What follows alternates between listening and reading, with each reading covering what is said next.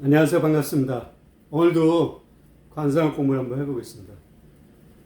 우리 구독자님이 제가 어디 아팠냐고 이렇게 여쭤보시는 분 계십니다. 그 앞전 영상에는 좀 얼굴이 좀 살이 붙었는데 지금 제가 굉장히 살이 많이 빠지게 이렇게 보이시죠? 제가 요즘 운동을 하고 있습니다. 그래서 한 5kg 정도 지금 살을 빼서 아마 보시기에 기존에 있는 영상하고 좀 달리 보여서 그렇게 말씀하시는데 굉장히 건강합니다. 그리고 지금도 운동을 하고 있고 앞으로도 그 운동을 계속 할 것입니다. 제가 기회가 되면 제가 하는 운동에 대해서 영상을 또 한번 올리겠습니다. 자, 오늘은 우리 구독자님이 권순일 전 대법관의 관상을 봐달라는 요청이 진작에 있었습니다. 근데 제가 무령을 그때 파악을 바로 하지 못했습니다. 그래서 지금은 무령을 파악했기 때문에 늦게 이렇게 올리게 된 거 굉장히 죄송하다고 말씀을 드립니다. 권순일 전 대법관은 올해 62세고 이분의 무령은 나무늘보 관상입니다. 한번 보십시오. 이게 나무늘보입니다. 이 얼굴하고 권순일 전 대법관의 얼굴하고 이미지를 한번 살펴보십시오. 닮았는지 안 닮았는지. 이게 바로 무령관상이라는 것입니다. 무령관상은 관상법에 엄연히 존재하는 관상법의 하나입니다. 그리고 사람의 얼굴을 동물에 빗대어서 운명을 감정하는 것입니다. 이렇게 권순일 전 대법관이 어떤 동물의 모습을 하고 있는지를 살펴보는 것입니다. 그래서 해당 동물의 운세를 살펴보고 그 습성, 생활 방식 이런 것을 살펴보고 이 사람이 어떤 사람이고 앞으로 운세가 어떤지를 살펴보는 관상입니다. 한번 보십시오. 눈하고 코, 입 전체적인 느낌 이미지를 살펴보시면 됩니다. 그게 무령을 파악하는데 많은 도움이 되실 것입니다. 사실 이 무령관상은 판단하기가 어렵습니다. 공부를 좀 하고 있는 저도 어떤 사람의 관상을 봐달라고 하게 되면 바로 판단이 되는가 하면 그렇지 못한 경우도 있습니다. 자, 그러면 나무늘보에 대해서 먼저 한번 살펴보겠습니다. 나무늘보는 이 뜻이 나무에서 사는 느림보란 뜻입니다. 나무늘보가 굉장히 느리다는 것을 여러분도 알고 계시죠? 행동이 굉장히 느립니다. 민첩하지가 못하죠. 1시간의 이동거리가 보통 한 900m 정도 된다고 합니다. 나무늘보가 이렇게 느린 이유가 약육강식이 존재하는 자연에서 느리게 되면 잡아먹힐 확률이 굉장히 높죠. 하지만 나무늘보가 이렇게 느린 이유는 근육량이 적기 때문에 느리다고 합니다. 근육량이 많게 되면 빠르죠. 그래서 육식동물을 한번 보십시오. 오랑이, 치타 이런 동물은 굉장히 빠릅니다. 빠른 것은 몸이 그렇다는 것입니다. 근육량도 많고 힘도 넘치기 때문에 빠를 수밖에 없는 것입니다. 그리고 다른 동물을 잡아먹으려고 하면 강해야지만 잡아먹을 수가 있는 것입니다.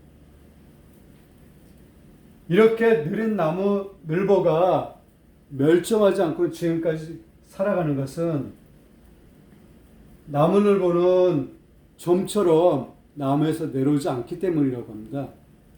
배변할 때를 제외하고는 나무에서 절대 내려오지 않습니다. 그래서 다른 동물의 공격을 받을 확률이 적기 때문에 멸종하지 않고 지금까지도 살아남은 이유라고 합니다. 굉장히 순하게 생겼죠? 초식동물입니다. 이렇게 느리기 때문에 주로 먹는 게 초식입니다. 풀을 먹는 거죠. 어떤 동물을 잡아먹을 수가 없는 것입니다.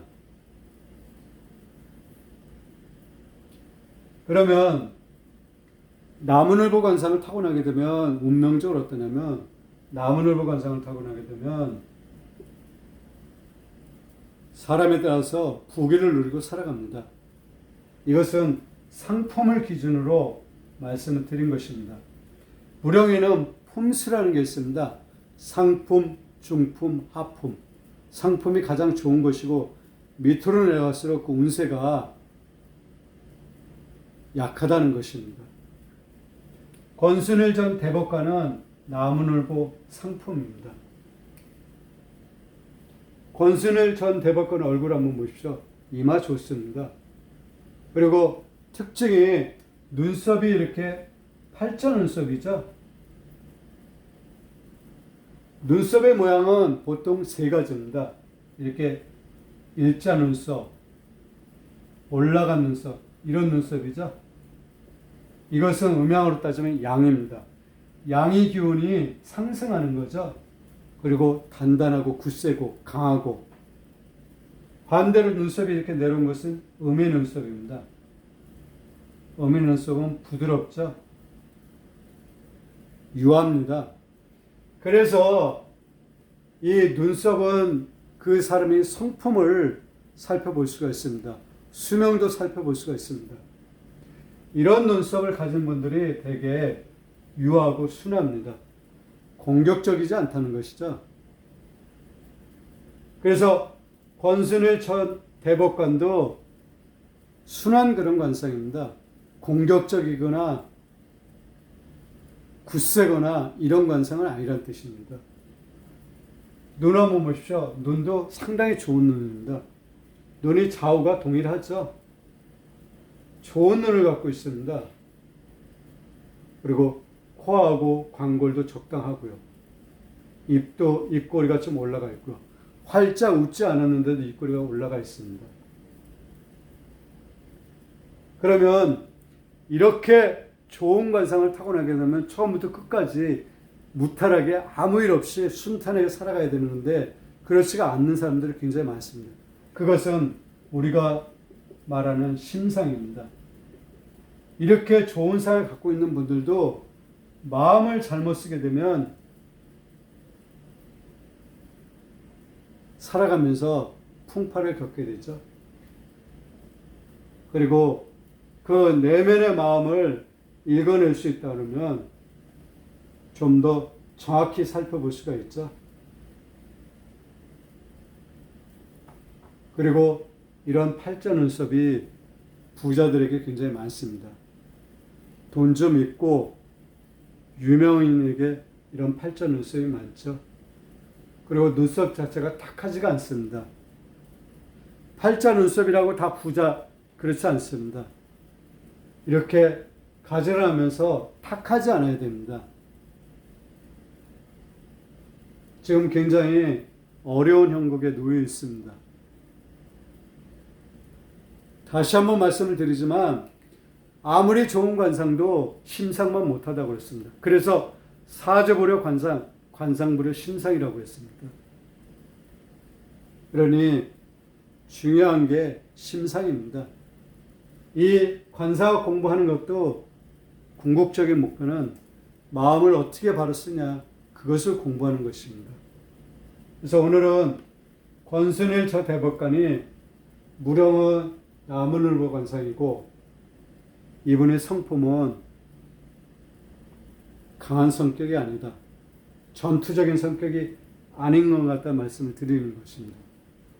이런 분은 강하게 하게 되면 바로 꼬리 내리는 그런 관상을 하고 있습니다. 하지만 전체적인 상은 좋은 상입니다. 그래서 대법관까지 역임했던 것입니다.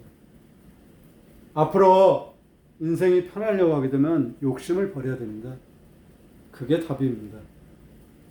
욕심을 부릴 때 과한 욕심을 부리면 안 된다는 것입니다. 오늘은 이 정도로 하겠습니다.